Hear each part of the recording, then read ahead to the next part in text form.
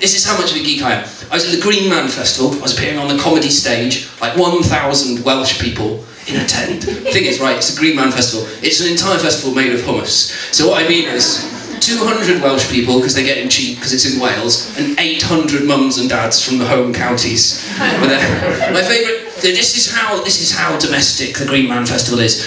During the Green Man Festival, I got stung 3 times by a bumblebee on the back of my leg. I was wearing cargo short things with like pockets, and just before I went on, I thought, my phone's buzzing. Reached for my phone, and as my hand went down, I thought, there's no mobile reception in this field.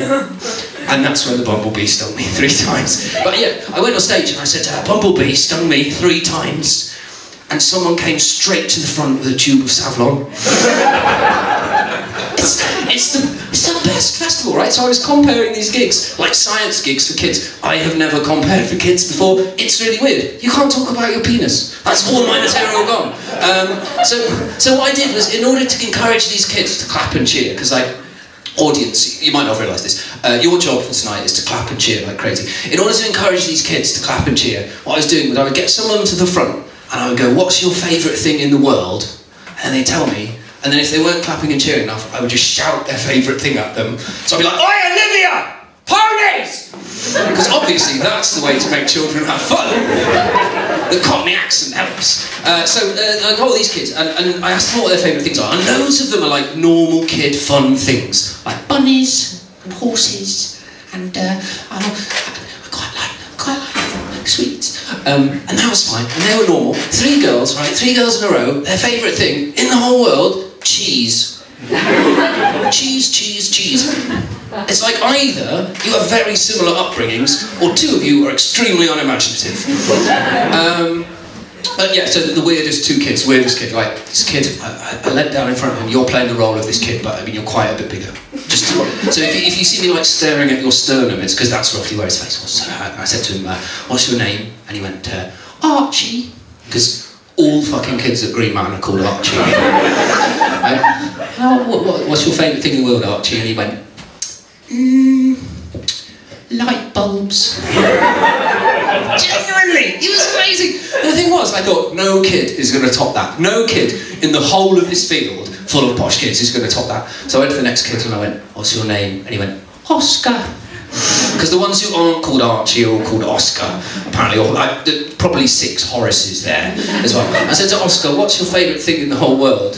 I looked at him and he went, and he looked at me, and he looked into my eyes, deep into my eyes, all the way down to my soul, and he went, darkness.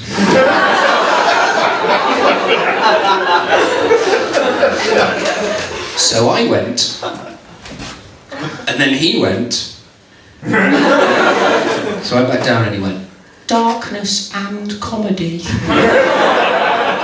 It's like, there is a kid who is fucked off that there's a 9 PM curfew on the comedy tent. The best thing was, right, I went on in the comedy tent in front of like 200 Welsh people and 800 people in families, and I told that story, and they fucking loved it. They went insane. And then the next morning, I had to do another set, and he's sitting there in the front row.